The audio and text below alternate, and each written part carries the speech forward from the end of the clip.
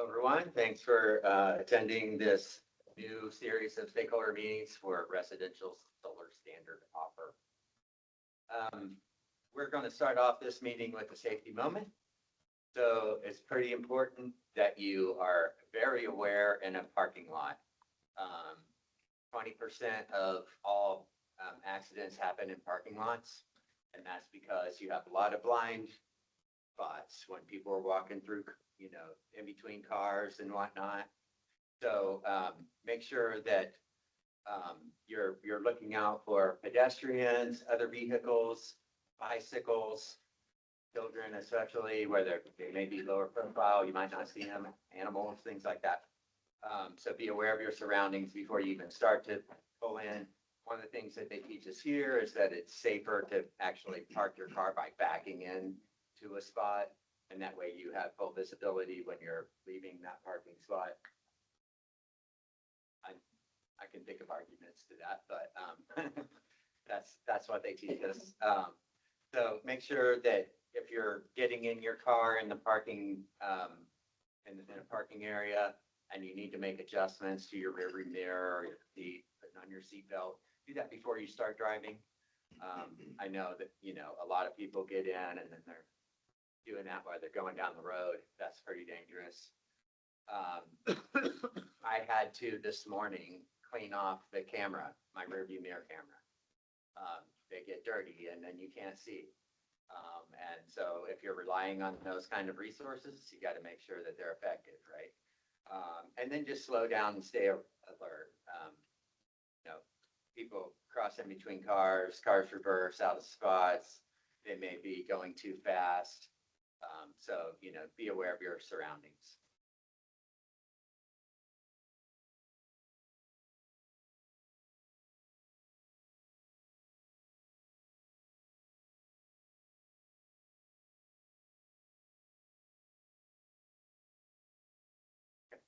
Okay. So the agenda for today, we're going to review the commercial standard offer, what progress was made there, and how that program is currently performing. And then we're going to dive into the solar standard offer. We're going to look at the stakeholder engagement plan, opportunities and challenges, and then we're going to have hopefully a nice, healthy discussion on questions and feedback and get you all's ideas. Because remember, we're just starting this series, so we're looking to open up the conversation to people's ideas. I'm kind of an out of the box thinker. I like out of the box ideas, like in the box ideas too. So like if there's something that you're thinking about that we're not considering here, please speak up. Let's talk about it. So Austin Energy's position on the residential standard offer right now is let's explore it. We are not committing to this at this point, but we are committing to the exploration of it. We will do a good job and do it fully.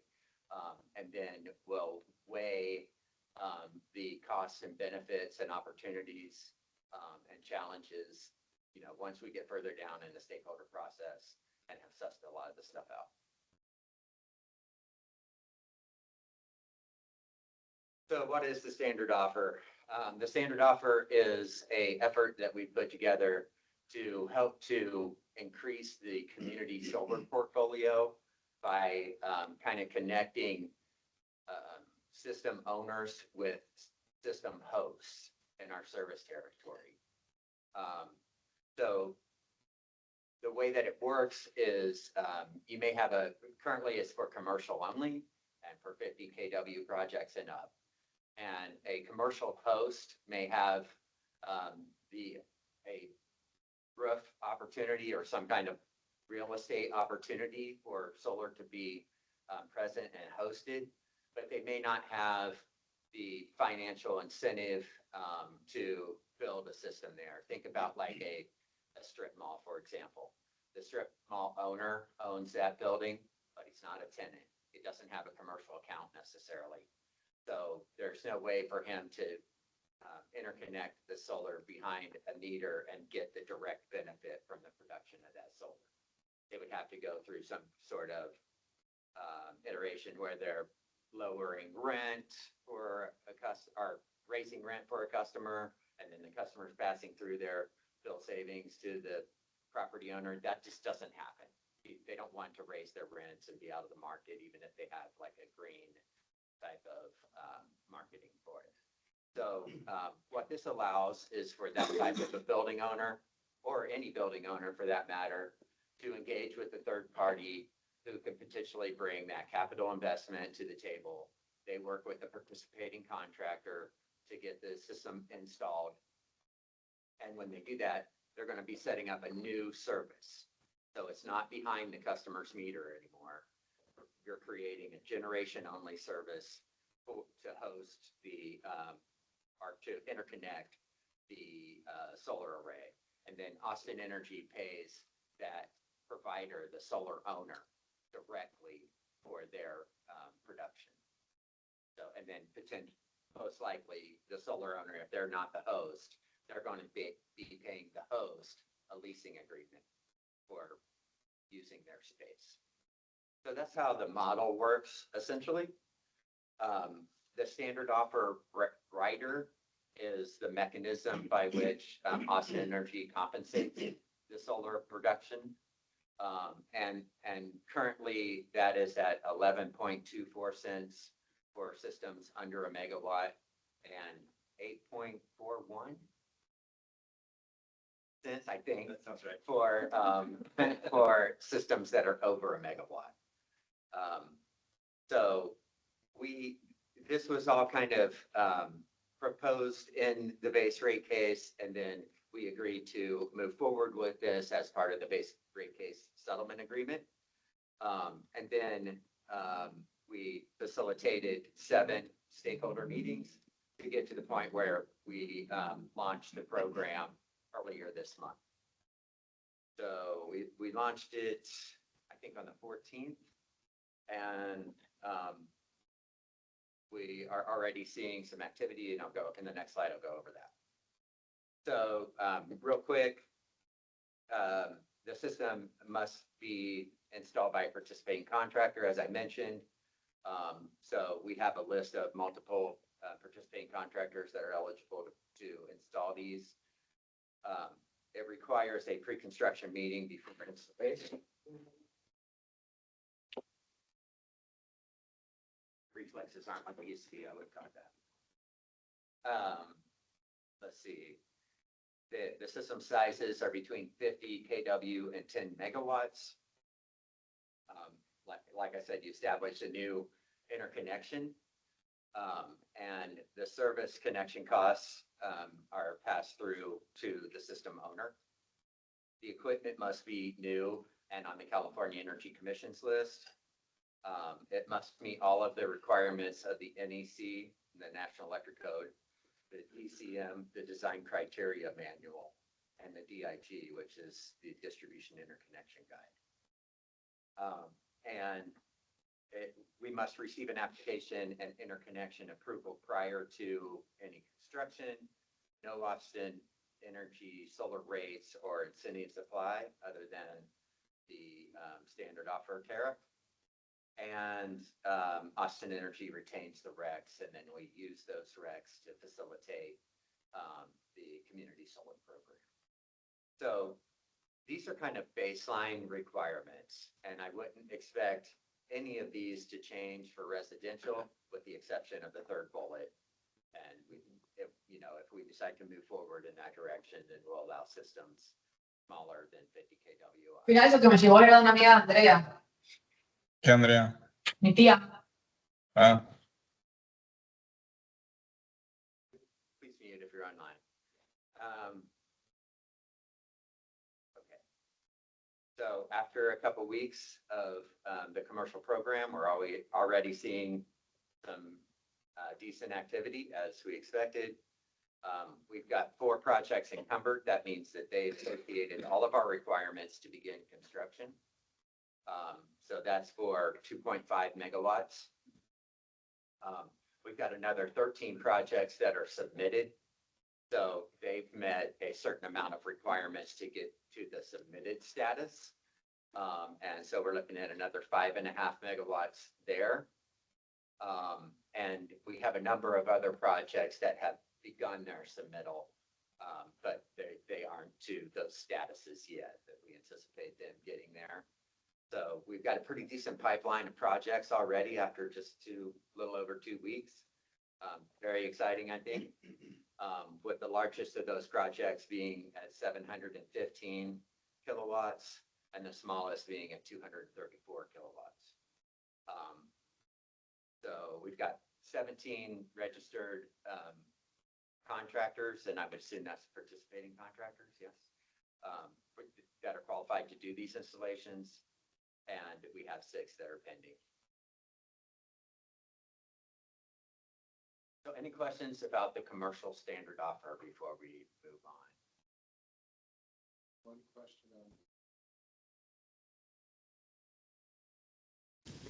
Yeah, You have your hand up if you want to just speak. Thank you. can. Thank you. This is great news. Congratulations. Just in terms of those contractors that are registered, is that list available online? Yes, that list is available on our website. And that's linked on the solar standard offer page? Is there a link to the participating contractor list on the solar standard offer page? I'll let it know. The solar standard offer page is up, but it's on the participating solar contractors page. So it's slightly separate, but same area. You can send it now. Could you hear that, Aida? Yeah, it sounds like it's not linked from the page, which then I guess I'm going to follow up with a request because I hadn't noticed it there, which is why I was asking just to kind of better enable customers who might be interested to reach out proactively if they want to. Could that get linked from the standard offer page, please? There's a section on the standard offer page where you can find if it's a solar contract. High level. Could you hear that, Aida? No. So there, it is linked on the solar standard offer page. Okay, I'll look again. I must just not have been looking in the right place. Thank you. What menu was it under? There's a accordion menu center of the page, and it's one of the. Okay, so there's an accordion menu. So like when you select it, it drops down other. I do see it now. My apologies. No worries. And, I think one of the improvements that we are looking towards for the commercial standard offer is a way to link potential or interested site hosts that have given us their information with solar developers. And so we want to figure out a way to do that in a way that doesn't expose the customer to getting flooded with, proposals that were unsolicited. But, but maybe we can provide a list of the system owners and maybe they would be interested to then get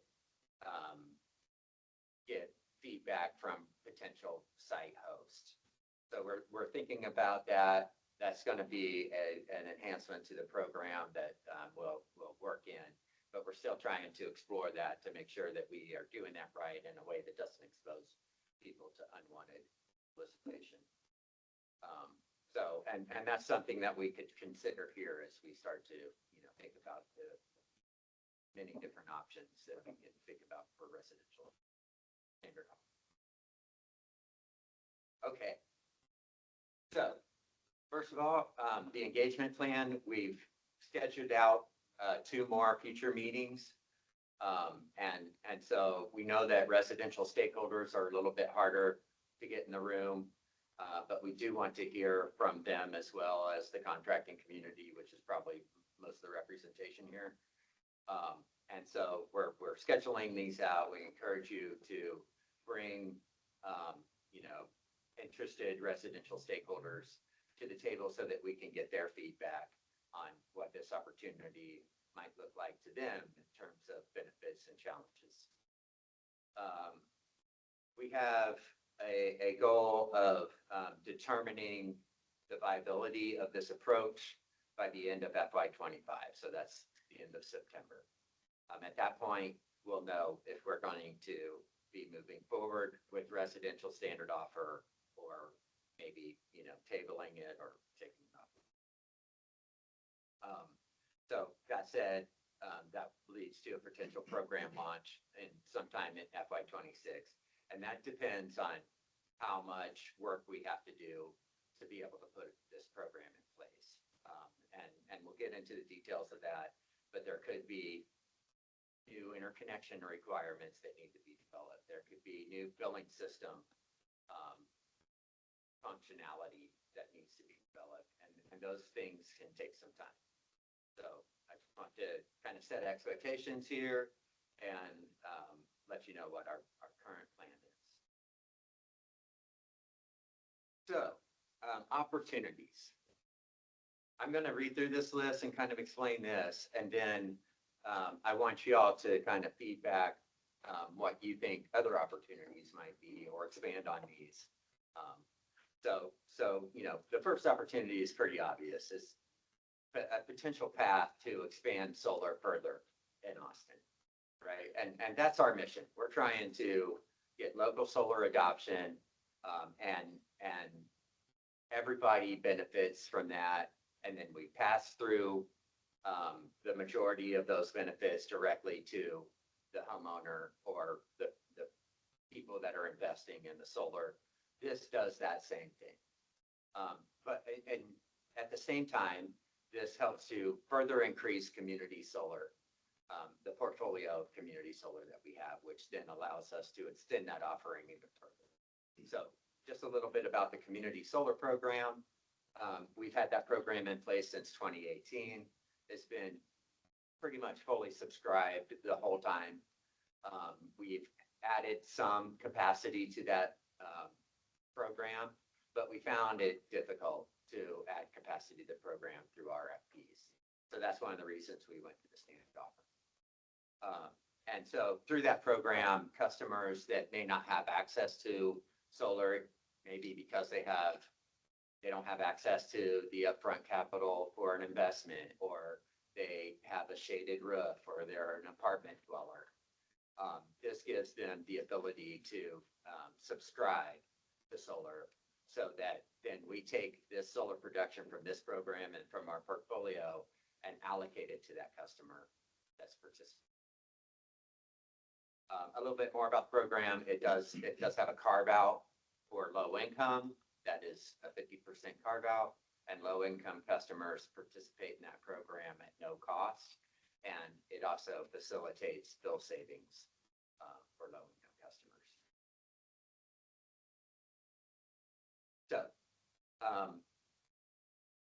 So this, if we were able to stand this up, then it could present a no cost option for hosting solar.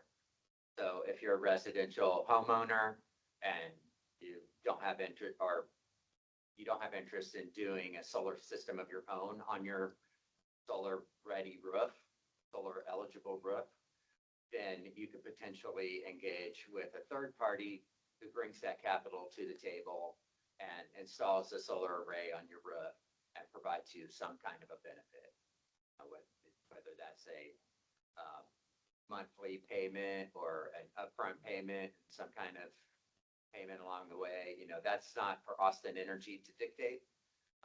That will mostly be between the providers and the hosts.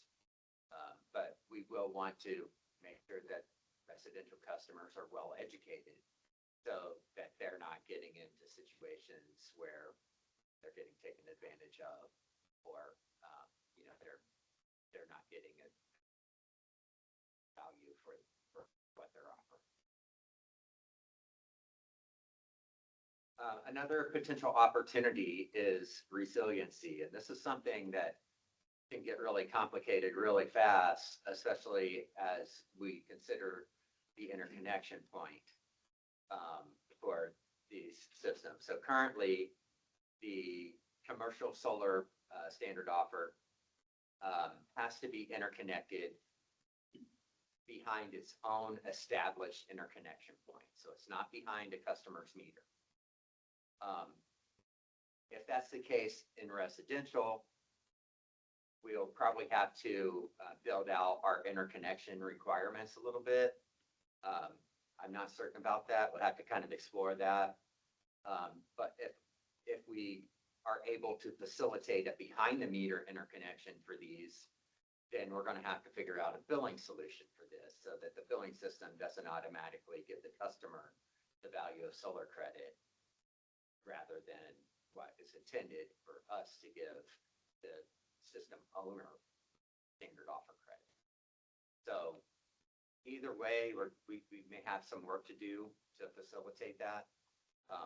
But, you know, that's something that we're going to explore. We've had some preliminary conversations with legal around this as it pertains to the Solar for All program, which I'll get into in a second. But, you know, it can get complicated. And so as it pertains to resiliency, if it is a utility side interconnected solar array, that lowers the chance of being able to successfully incorporate a battery into a system that can be microgridded. And when you microgrid something, you basically have to have an isolation device in the electrical system that keeps that energy from backfeeding onto the grid when the grid's down. Because a lot of times, you know, there's different reasons why you may have a power outage, but sometimes it's because of like a wind or ice storm that brings a branch down onto a line. And then you have to repair that line. And so we don't want to be backfeeding energy onto the line when we have linemen out there working on it. It energizes line and then it could potentially electrocute a line worker. Can't have that. So if that interconnection is ahead of the meter, then the isolation device would have to be in between the interconnection and the transformer. And it would isolate everything on the other side. And so there may be multiple homes there. You know, it gets really complicated trying to do that if it's in front of the meter. And plus then we have potentially customer owned equipment on the utility side of the system. And that's something that doesn't happen today. So that would have to be thoroughly explored. If we can enable a billing solution and have the interconnection behind the meter at residential, I think that's probably the most desired way to go if we're trying to do some kind of a resiliency benefit. Because then you can set this up essentially like all residential solar and batteries are set up. And then we can just facilitate the billing nuances within the billing system. So,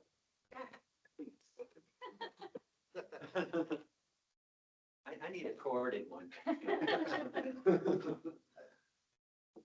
seems like you should be able to put like a Tesla gateway or something. So you break off the incoming service, the home, and then into like a Tesla gateway. And then that's your isolation.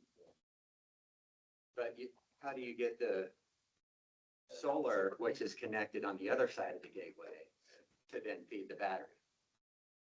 It's connected all together. And you have the meter there.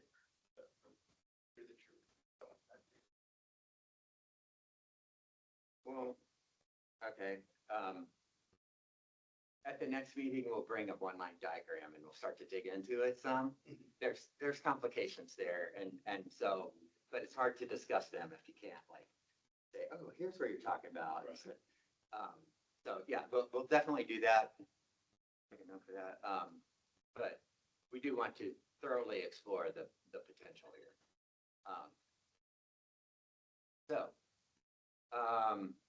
You know, and another opportunity that we're thinking here is that we can incorporate some of the learnings from the Solar for All grant. So there's been a lot of news about that lately. So I encourage you all to follow along with what's going on at the federal level in terms of grants and other things that might affect the solar industry. We don't know where that's going to go at the moment, but we continue to move forward with Solar for All, and hopefully we will be able to continue to do that. But we're definitely exploring some of these opportunities with Solar for All. So Solar for All will be most likely a behind the meter interconnection with a battery. And it has a similar model to it. So the Solar for All model would be a third-party owned system, hosted by a residential customer. The production of that system goes into the community solar program. The customer gets an upfront incentive to host the system. And then, in the event of a power outage, that customer would get access to the resiliency. And then through that model, there's an ownership flip at the end of the 15-year period, where the system owner flips ownership to the customer at no cost. And so take into consideration, all of this is for low-income customers specifically, and it has a $31.59 million grant behind it to make the economics work. So, you know, there are some significant differences there. But we're looking to take those learnings and see if we can make a broader model that's more open to everyone, and can still be viable from all aspects.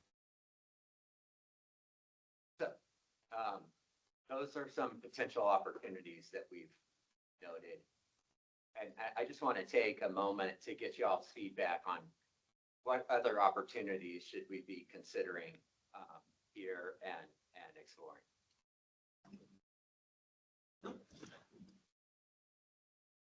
Well, back on the commercial, the Texas Backup Power Package, that program is to be launched later this year. Are you familiar with that?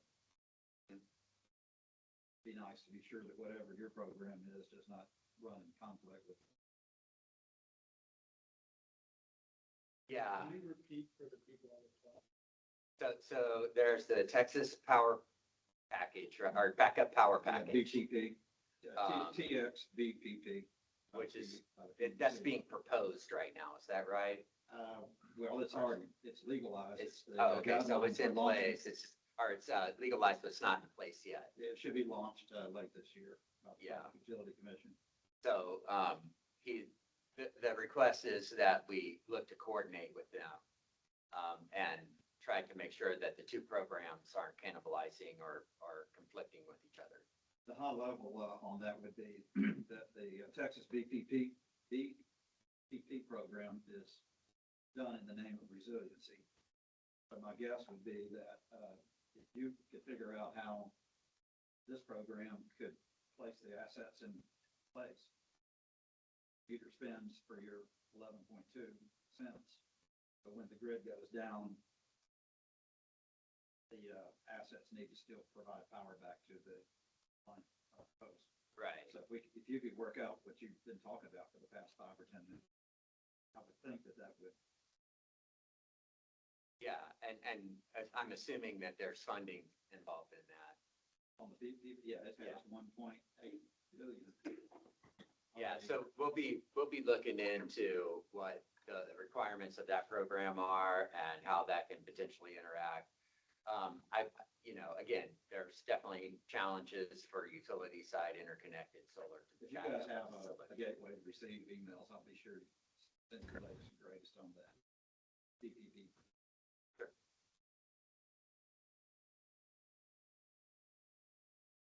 Hey, so Tim, you previously mentioned regarding the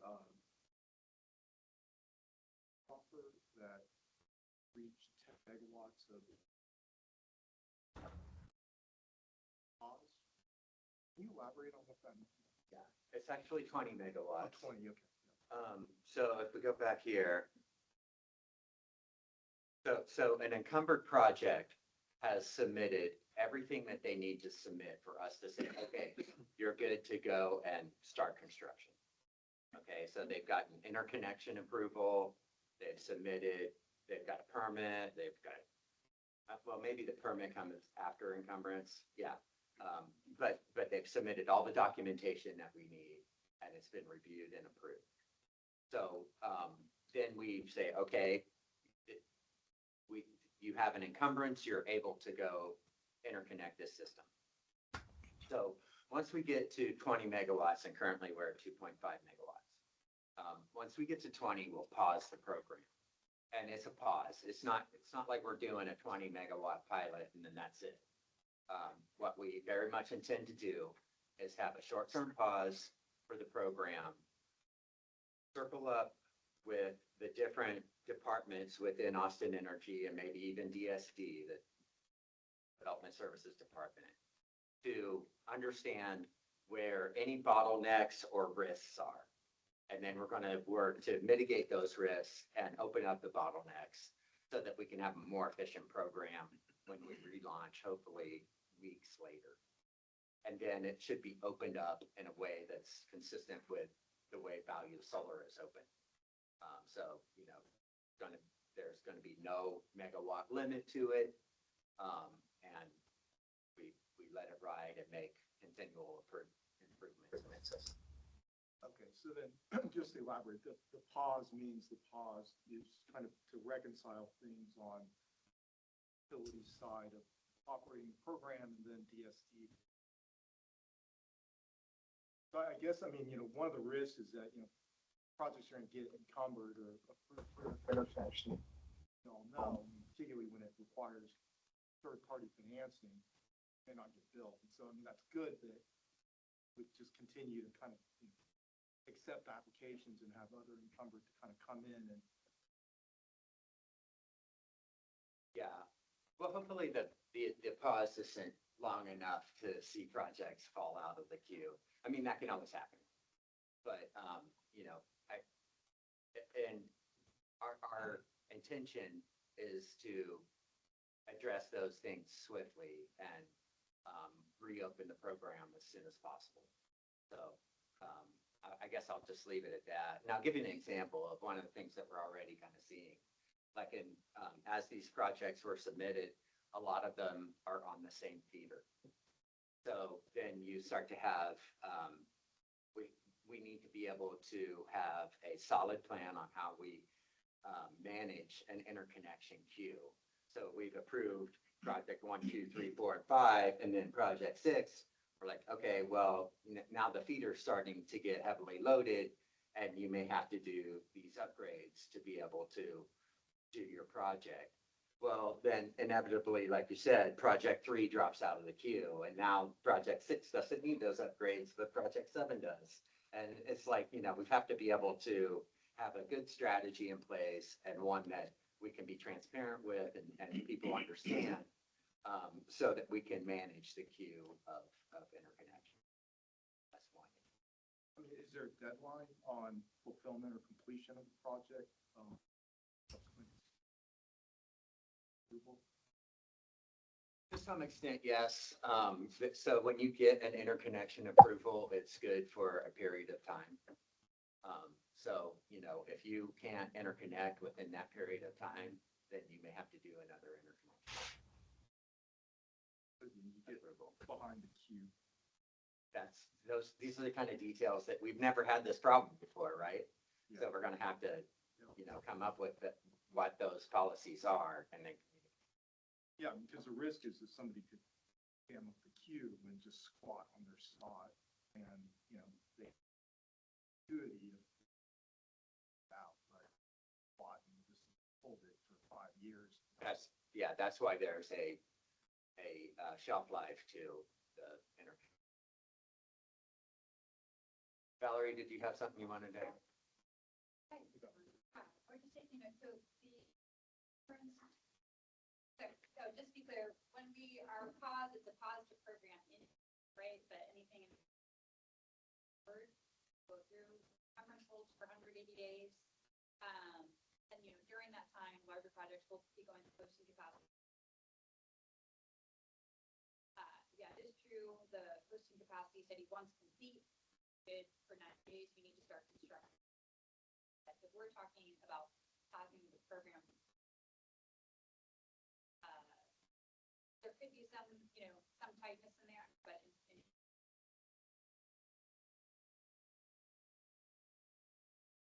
Yeah, I'll follow.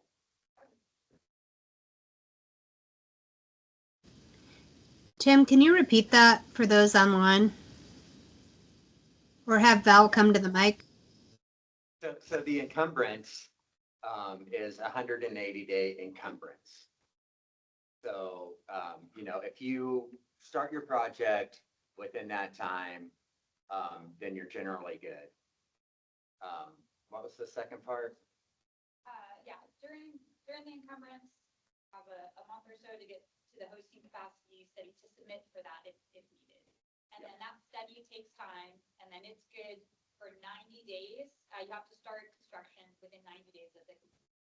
Okay, so during your encumbrance, you finalize your hosting capacity, and then we give you a letter of interconnection approval for 90 days.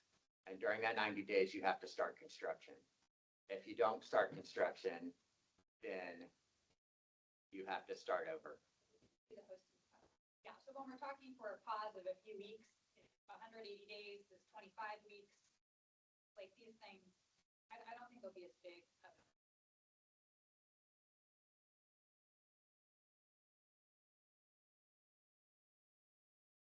All right, well, I'm going to come back to y'all for more input. So if you start thinking about other potential benefits and opportunities, and you come up with one, then feel free to reach out or give me a shout out at the end of this presentation. Can I just throw one more? Sure. I mean, there's a whole bunch of nitpicking things that could be discussed. And some of it might be resolved if we just had a checklist as to what the agreements may look like between the utility and the owner of the asset. We have that. That is the standard offer writer. Okay, So there's no that would contract address between. insurance, maintenance, and legalities of retail, or sounds to me like a customer other than we're installing a new meter, and the utility would be buying, in accordance with whatever that meter does. So I'm just thinking about retail power. I mean, you're the authorized retailer of power in the area, and you're doing a buyback agreement with a third party. It's a buyback tariff, not a agreement, right? So we don't have any one-off contracts with the third parties. So, our position should be laid out completely within the tariff. Of course, if you have any questions, that should be pretty informative, like looking through that tariff. Yeah. You just mentioned the tariff as like, well, that's where it is, but my understanding was that we were going to find some way within this smaller scale program to utilize the revenues that will come from the community solar to, and so maybe that tariff is going to need to be different for residential, or maybe that is utilized in some other way. But I just wanted to confirm that y'all aren't that still stands. Is that? Well, so in theory, we'll definitely consider that, but currently the community solar program doesn't produce revenue.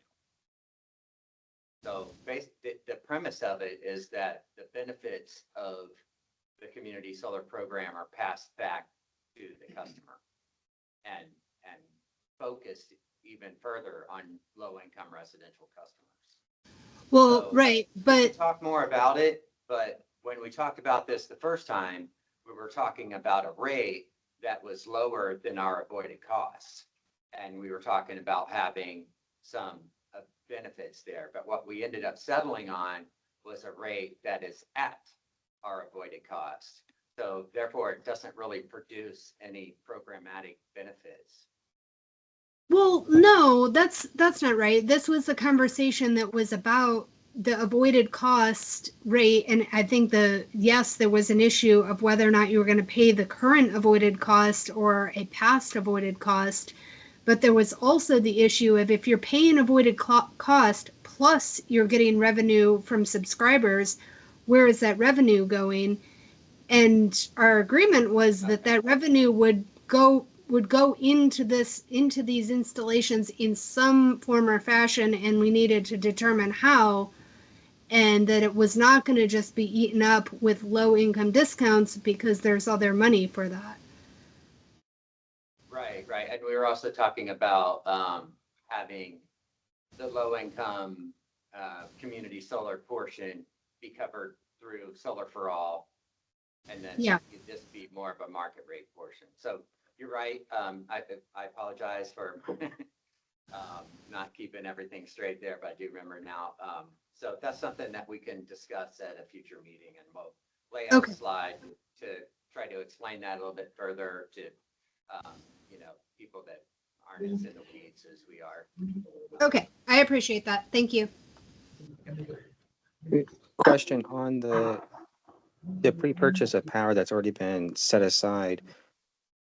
Are we going to use that pre-purchase to apply that back to ERCOT when there's a shortage in the market? So in other words, we pre-purchase, let's say 100 kilowatts for whatever, this particular home. But let's say we're overproducing by 200. So we pre-purchased at the lower rate. Are we going to be able to sell back at the market rate, or is Austin Energy able to sell back at the market rate? Pre-purchase, is that what you were saying? Say again? I guess I'm not understanding your scenario. So here's the premise Okay, so of the rate. this is going to be Austin Energy's. They're going to be purchased. They already pre-purchased the power at this rate from the supplier, and when there's an overproduction of these commercial sites, are they going to be able to sell back to ERCOT at the current market rate? Well, that's not how it works. So we don't pre-purchase anything. We purchase based on the actual production based on the meter read. So the solar array is going to produce energy that's going to be metered. We're going to look at that on a quarterly basis and make a payment based on that meter read. Now, the way Austin Energy, Same for Austin Energy, because Austin Energy doesn't produce 100% of their energy. They still have to outsource and purchase it from power suppliers. Austin Energy purchases our energy from the ERCOT market. Correct. All our energy that serves load is purchased off the ERCOT market, with the exception of generation that happens within our load zone, like these solar projects. And conversely, like all of the energy that we produce with our utility scale generators outside of the distribution grid, we have to sell in to the ERCOT market. So it's like a buy all, sell all type thing. Okay, so you're not energy pre-purchasing in those load zones. That's what you were saying. I mean, we do purchases in the day ahead market, you know, on ERCOT. Right. It all comes from ERCOT. Right. So So the the way that- pre-purchase. So let's say you pre-purchased 100 megawatts for this particular load zone, but all of a sudden it's a really sunny day, and those areas are just flooded with solar, and they're actually overproducing than what is actually needed. And you have people that are already cutting back. Let's say that's it's a yellow day. In other words, they're ERCOT is saying conserve, and they're conserving on those commercial loads. That money that kilowatts you already pre-purchased and the overproduction, is that going to go get sold back to ERCOT as a profit for the organization? So we don't have enough generation in our load zone to backfeed a substation. Okay. We're never trying to push energy back to the ERCOT market from our load zone. It's always going to serve load. Does that help? Right. I just didn't know if it was going to be one of those things where it's on the call sheet where it might not make it back to the substation, but you're selling this kilowatt that you bought from somewhere else that somebody else can utilize in their market. Yeah. Yeah. So this is a power purchase agreement for the utility. You know, we're we're buying the energy from the solar generator in lieu of buying it off of the ERCOT market, essentially. And then it's going to meet our customers' demand. So another thing that we can do in the next presentation for everyone's edification is to go over the value of solar methodology. And well, really the avoided cost methodology, I should say, for Austin Energy. And that's how we determine this rate. And that's how the rate will be governed as we move into the future. So at the next presentation, I'll go in depth on the rate itself and explain where these avoided costs to the utility come from, how we calculate those, and then how that goes is incorporated into the solar standard offer rate. So that should give you a clearer picture of exactly what's going on from the utilities perspective. I mean, that'll be a clear picture there. I was just looking at the retrospect also too, that these two peaks that you have both in the summer and the winter will be lowered with these additional supplies of commercial solar in the areas. That should lower the rate that you have to buy it on the open market across the board. Right, because yes, and that's incorporated into the methodology that calculates the utilities avoided costs. Okay, making sure that was included. Because I found that a lot of other utility providers don't include that. They just completely exclude it, like it's because they say it's too much of a variable, and it's there. That's not the case for us. We Yeah. definitely include it, and we do it all based on known and measurable data. Okay.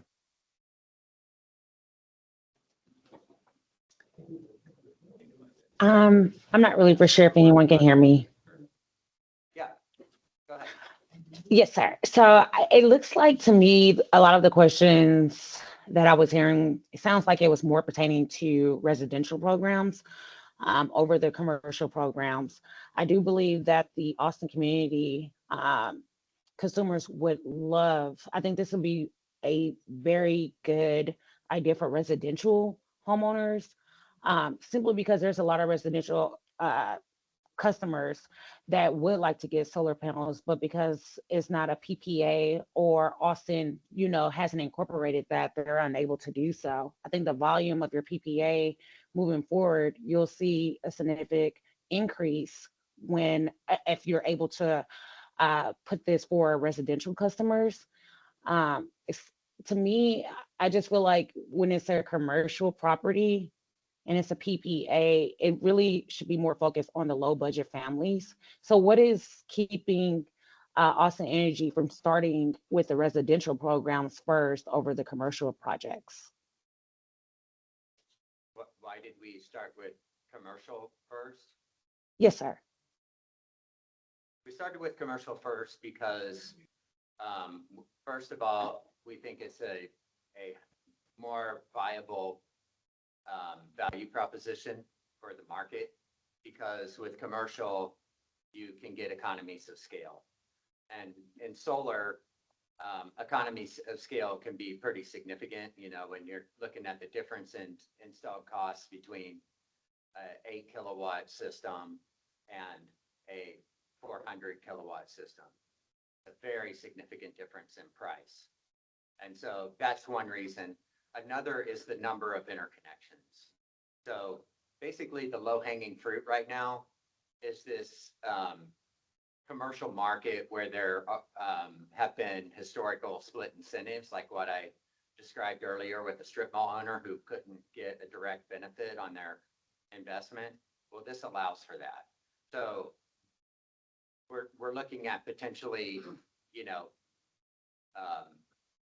20 to 30 projects to get to 20 megawatts, whereas with residential, that could take thousands of projects. And so it's partly about administrative burden and us getting our ducks in a row to be able to, at the utility, to be able to make these payments and automate all that, and reducing our risk if we have trouble in that area, which we're already having challenges. And because we're talking about commercial instead of residential right now, we're able to meet those challenges without much problem. But if we were sitting on, 600 residential applications right now and potentially 600 projects, and we're still having billing challenges, like that's a lot harder to hand bill than 15 or 20. So it's a matter of scale and, testing the water before we dive in. That makes sense. I completely understand. So, okay, so moving forward with the hopes of AE moving towards the residential program, what would need to take place in order for Austin Energy to say yes to moving forward with residential projects? We're going to have to explore all of these issues that we've been talking about today and identify with all of the different internal and external stakeholders where the barriers are, what barriers we can go around or over, what risks we need to consider and mitigate, and to what extent we can get through the barriers and mitigate the risks is going to determine whether or not this approach is going to be viable in the eyes of Austin Energies.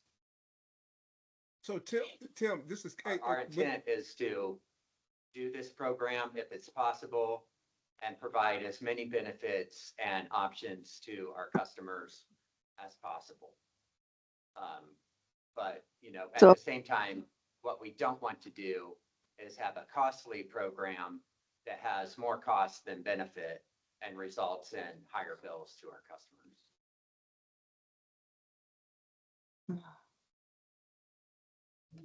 Yes, sir. Thank you so much for clarifying that.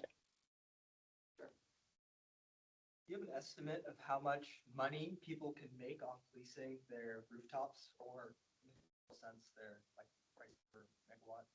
We don't have visibility into that. Okay. So, on purpose, kind of, because we want to keep arm's length with those negotiations. We can't be part of that. We're not a stakeholder in that. What we are a stakeholder in is whether or not they're producing energy that we can control payments on. Hey, Tim, when you guys start Again, thinking about, we are concerned about our customers, and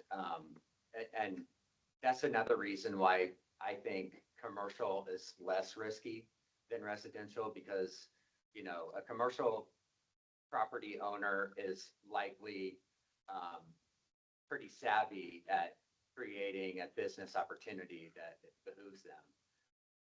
Whereas your typical residential customer is a lot less likely to be savvy and a lot more likely to get into an agreement that is not good for them. so Tim, how do we help that? How do we help that residential customer to become more savvy? Because if what you're saying here is almost saying the same thing, that if you're not going to do residential no time soon, and we're talking about these people being unsophisticated, then my question to Austin Energy, what are you going to do collectively to upscale these people in terms of increasing their knowledge about the programs that the city said they have to offer to improve their quality of life? Yeah, the only thing we can do is educate them. And so, that's going to be part of the future discussions as well. What does that look like? Is that a simple document? Is that like an online course? And we also want to get in front of residential customers and get their real world feedback. Okay. What works for the customers, and how can we help to protect them, but yet remain at arm's length between the hosting agreement, because we can't spend our legal resources on that kind of thing. Right on. Okay. Thank you. And maybe there are outside organizations that are willing to help too. I think there are. Protection organizations. I bet there are. Yeah, I think so too. I'm trying. I'm trying to understand. So, Great start is in getting this thing ground and you've almost tripled the potential of community solar already. So you have to wind up the marketing department to go sell community solar, but that's going to really help apartment owners, people with trees, low income folks. It's a real win. So kudos on that. I'm anxious on number 5 to know how we're going to incorporate batteries both on the commercial scale and on the home scale. And are you all ready to talk about that, or is that going to be a follow-on program, or is that going to be part of this program? It could be. Yeah, let me get through this list and I'll talk about that some. So again, we've kind of already talked about customer protection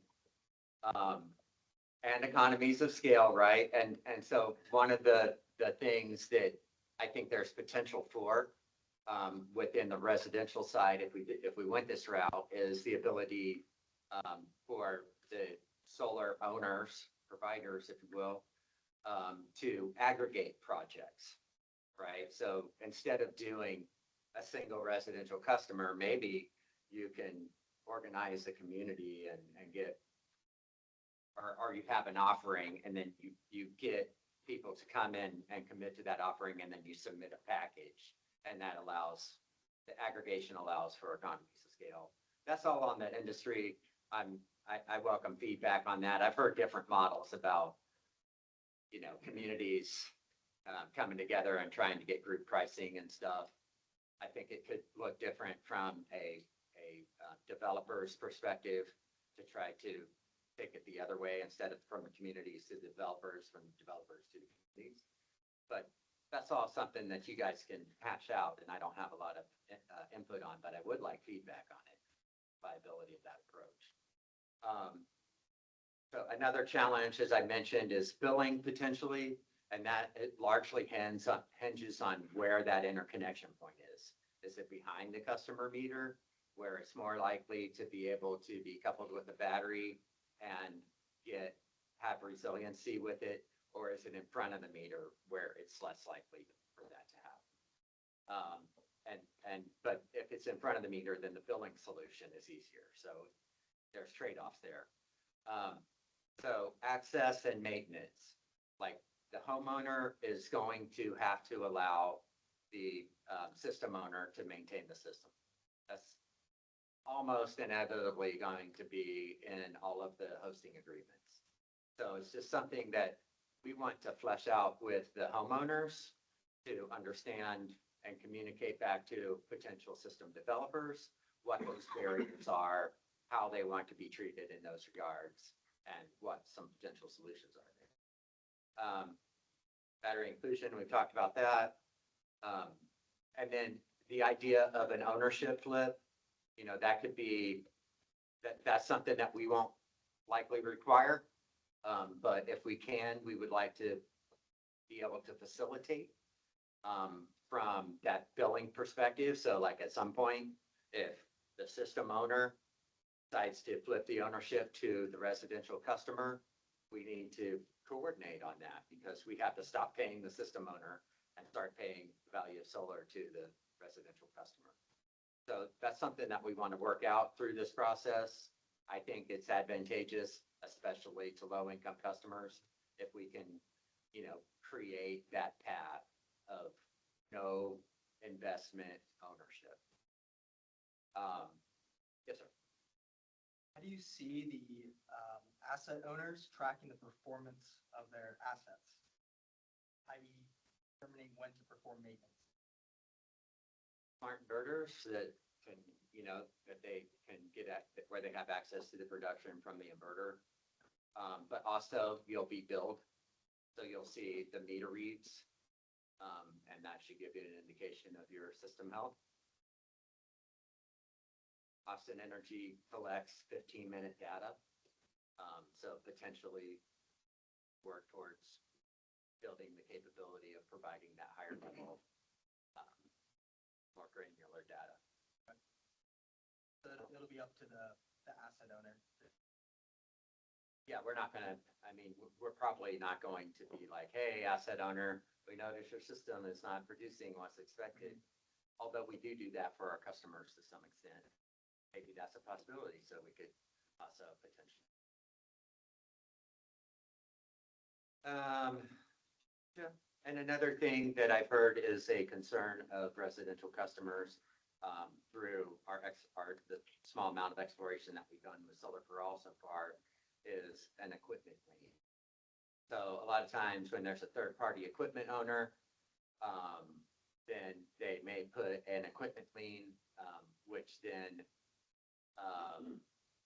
can be a barrier / issue if the customer is deciding to sell their home. So I'm sure that that situation has been well explored with like all of the leasing that's gone on in other states and other programs that where the equipment's owned by a third party. But it's something that I want to explore through this process with homeowners and understand, their perspective on that, and, what their perception of that is as in terms of risk to them, and how we could potentially. Oh, I know how to solve it. Yeah, it just, the solar asset runs with the land. It's not a part of the, so it doesn't convey at all in the real estate. You can have hundreds, we've experienced it in Antonio, hundreds of properties change. You don't have the same issue at all, but say a solar leasing. Okay. It's actually quite elegant. It's a pretty easy fix. There's some legal UCC matters that need to be done, but we haven't had any issues of it. That's great to hear. I might be picking your brain a little bit on that, because mostly for Solar for All, because I know it's happening there, but Yeah, and those are all low-income customers that are very concerned about that kind of thing. Yeah, there are a lot of applications and all of these things, but that in particular, that's quick and easy. I'm going to talk about it. So are you ready to start presentations on this to neighborhoods that show an interest? Not yet. We can bring in any residential stakeholders to the next meeting. And that's fine. But I don't want to go out to neighborhoods and promote this until we are more sure that it's going to be an offering from Austin Energy.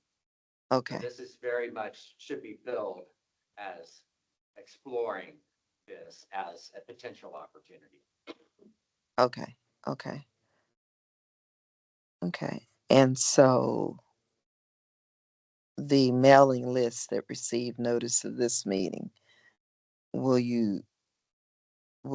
we receive also notice of the next for an update? Yes. Okay, And we'll get those invites to both meetings out relatively short order. And then, you can potentially forward them to interested residential stakeholders. okay, We want to have a broad net, but we don't, if it's too broad, then it can be counterproductive. But yeah, certainly if you have customers that you think might be interested, and we'd love to hear their feedback. okay. Yeah. So can anyone else think of potential challenges that we should be considering as we move through? Because remember, like putting up a challenge doesn't make it less likely for us to do this program. It just gives us opportunities to identify solutions. So, yes, sir. May or may not be aware of some of the Shark Gear YouTube or otherwise advertisements that are like, you're thinking about going solar, don't, the government will pay you, things like that, that are very misleading. The standard offer residential seems like that might actually fit that description. Yeah, free solar. Right, but it's not very often that the Austin Chronicle drops the ball, but they in November they made an Okay, article so about solar. anytime we want to watch this whole thing, that we, Can you please Thank you. But I believe the Chronicle dropped the ball on the Solar for All program, stating that it's already exists, that Austin Energy is stalling and paying for free solar here in Austin. So I guess the challenge would be, you know, That's a significant challenge. Yes, absolutely. Like, not only do we have to wrangle it in and make sure that we don't have a bunch of carpetbaggers tying on, hey, free solar from Austin Energy, and then they're not participating in our program and they're taking people to town. Like, we've seen enough predatory solar contracting in here, and that's why we have the solar education program. And, we really want to inform our customers. And to some extent, we're going to have to overcome our own marketing, because we've said the utility is never going to give you solar. And so now here we are at the edge of potentially giving people solar, or making it very cheap or almost free.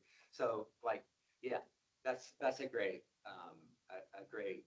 observation, and one we're cued into. And it's going to require significant marketing from us, and some, the next level consumer protection and awareness. And I don't even know what. So if you could come up with other ideas that would help to qualify this as a actual program, as opposed to, and so customers can identify and differentiate between program, dam, then we're all ears. Because we do think this is a potential that we'll be on top of.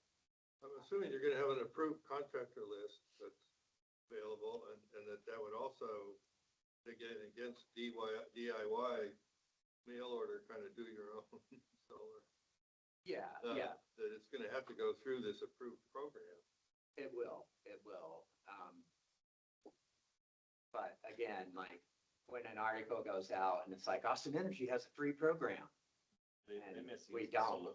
And then that leaves the door open for the predators to be like, hey, I'm part of Austin Energy's free program.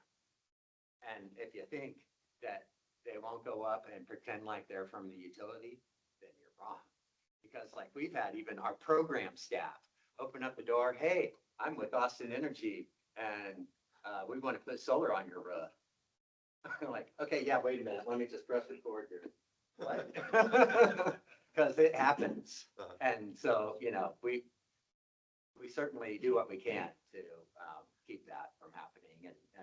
And I'm not trying to villainize the industry, because I believe in this stuff. And, I think that the industry as a whole, or as the majority, is, on board and above board.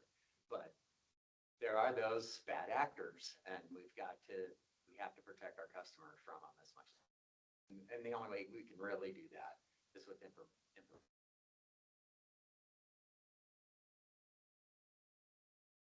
James has his hand raised. Go ahead, James.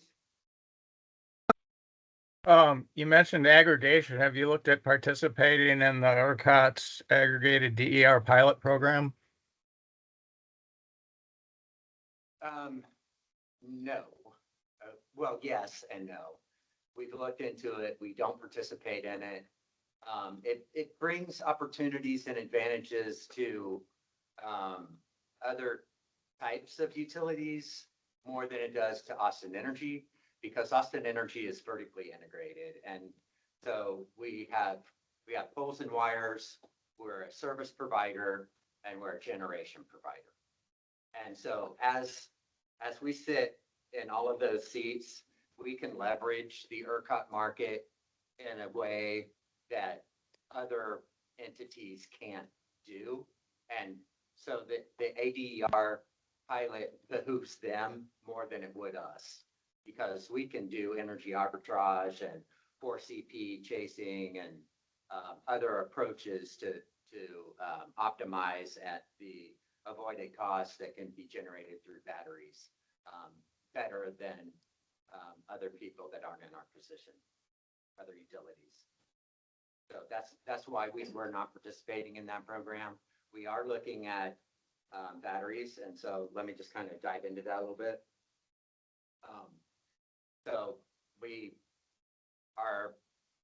have identified ways to leverage batteries to produce avoided costs for us.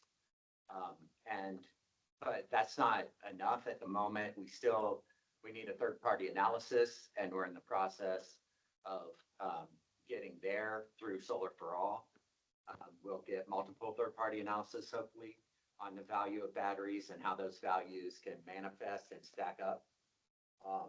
Or, some may actually, you could do one, but not the other. And so we need to optimize that approach to identify what the value of storage could potentially be. So, and then we plan to incorporate that value into the Solar for All model. I'm not going to go into the great details of that, but that will be included there. And we will consider that value as we're developing programs that will enable customers to get a benefit by using their battery in the right way that reduces those avoided costs. And then we'll take those avoided cost benefits, just like we do with the value of solar or similar, and pass those back to the customer. Now, could that be a standard offer for batteries type program? Potentially. These are things that we're open to explore. And so, we definitely understand that batteries can produce avoided costs and bring value to the utility.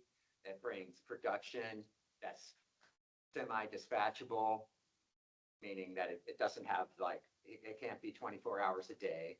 So there's a limited duration, but it has that dispatchability, which allows us to shift solar production or low cost energy and then deploy it during high market price times. So we recognize those benefits. We recognize the resiliency benefits to batteries. And the task at hand is to quantify that and create an approach that is fair to the customers who own batteries, as well as customers that don't own batteries. If we have a program that has a, $1 investment with a 50-cent return, that's not good for every customer. It might be great for the battery owner, but, we need to balance those things. Can't have programs that spike up prices for all of customers. But we do recognize that batteries have value, and we're working towards having a balanced offering that will hopefully incentivize customers to adopt batteries on a grander scale. Just to follow up on that, Tim, two-part question. One is your analysis so far with avoided costs of production batteries. Sounds like it's probably higher than whatever, PR program's paying, because it's kind of a joke. Two is. I'm not saying right, it's a joke.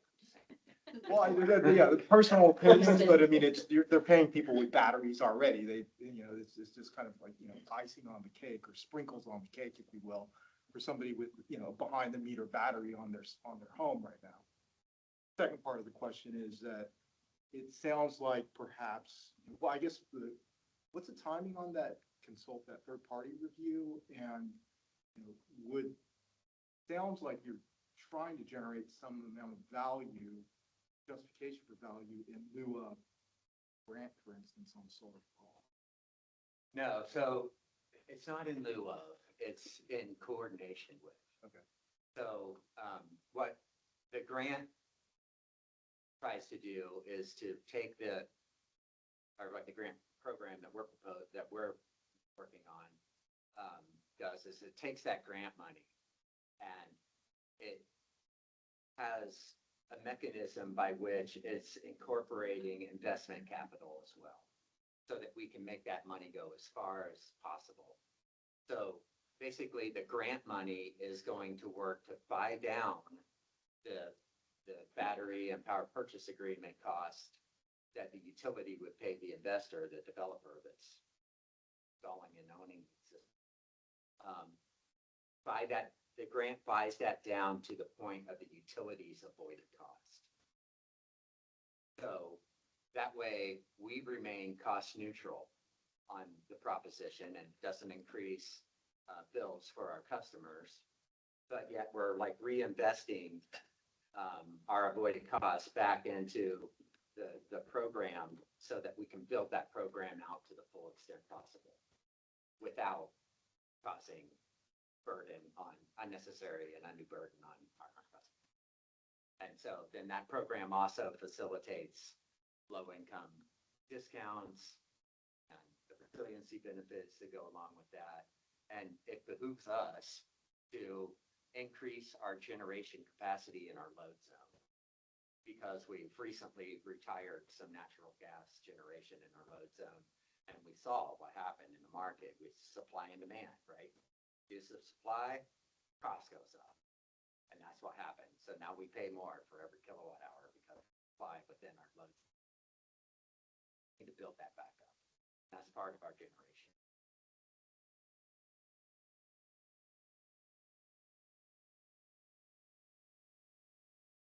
All right, y'all. Are there any other challenges we should bring to the table next time? Or any other benefits? Now that you had some time to think about it? You have a rate in mind of what these systems will produce? The rate is already in place. It's 11.24 cents for systems under a megawatt. Okay. And 8.41 cents for systems. Yeah, that is the rate. And I wouldn't expect that to change because that's Austin Energy putting our best foot forward. We're taking all of the identified avoided costs and that's what the rate is calculated. So it's really, it's the highest amount that we can offer without increasing costs. Non-participants.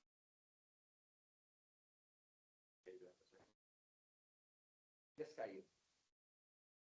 Thanks. I'm going to just, again, remind, with the exception of the revenue from community solar, but I know you already said we'd come back to that. And Tim, I know we've had some offline communication about this, so I don't know if we really need to delve into it in these meetings, but just did want to re-elevate the recycling issue as we move forward with this program and also before the other program gets too far down the road. So I know you had expressed a willingness to have conversation about that, and I can send a separate email about that, but just, I am still hoping that we can get that incorporated into this and the other programs. Yeah, please do. Okay. So just to kind of recap, we're definitely interested in things that are good for the environment, right? That's one of our main focuses in my team. And we don't want to see these panels end up in landfill. Recycled, we'd like to see them used life. And to that end, we want to help to facilitate solutions, but we're also not Austin Resource Recovery, which is probably their purview. And so to try to enable this stuff, we'll work with the proper city departments that falls under. And so like I've told Kaiba, I am committed to meet with them, be a subject matter expert there, but Austin Energy's purview over that is not straight on like it would be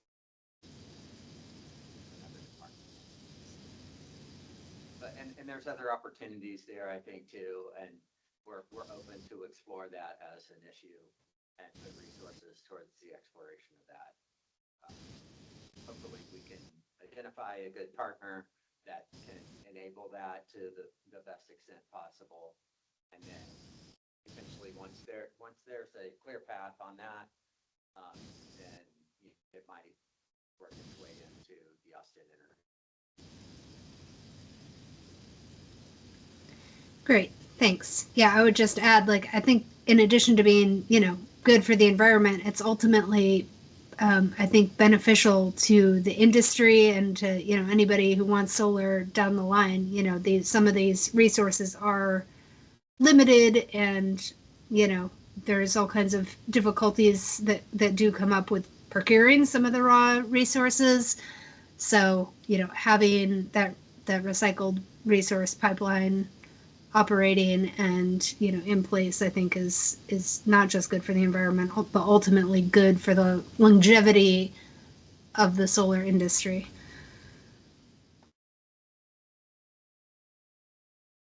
All right, do we have any other questions before we wrap it up today?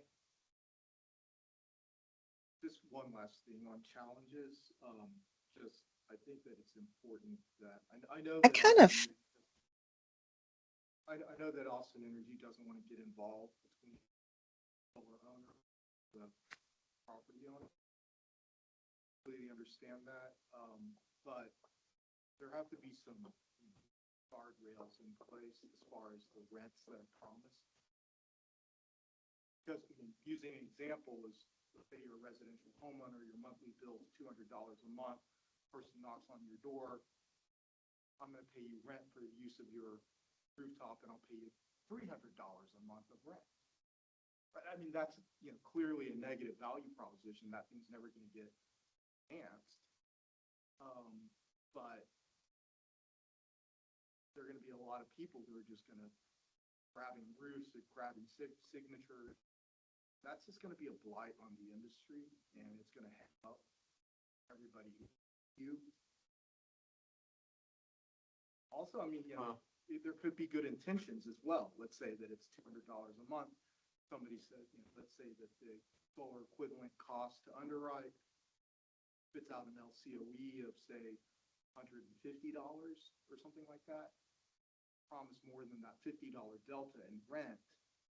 Promise $100 of rent to that bill. It's underwater by $50 a month. And I mean, even if you have a approved solar contractor, you've got a guy who's a contractor for that contractor who has no assets and no recourse.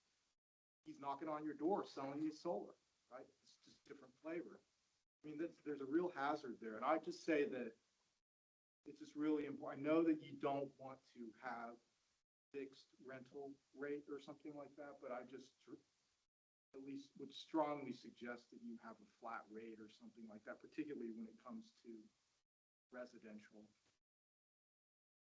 Commercial, okay, sure, they have their protections and levels of sophistication. I mean, big property owners, but even, public property owners, not that level of. I just think that it's really important to realize all of this and to some extent have some legal blessing, some legal recourse, maybe not direct from Austin Energy, but indirectly to apply so that, there could be potential default through the rider, for instance, PPA, if systems don't perform, contractors and, solar owners just neglect these assets. That's all I'd say. Yeah, that's great input. I agree. I think, it does concern me. And I think we need to, figure out where the sweet spot is for the utility to sit between there and regulate it but to reduce our customer risk, while also not taking on too. But yeah, you make a great point when I'm thinking about what could happen. That leasing agreement. Another thing that do to some extent is require a program or someone that takes this program offering to a residential customer to be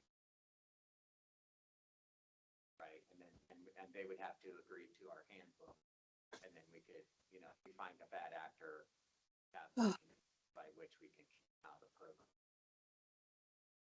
So there's that too. I'm not saying that's the silver bullet by any means. going to be a combination. Regulation. Whatever else what other mechanism. I agree, that's a huge concern and one that we need.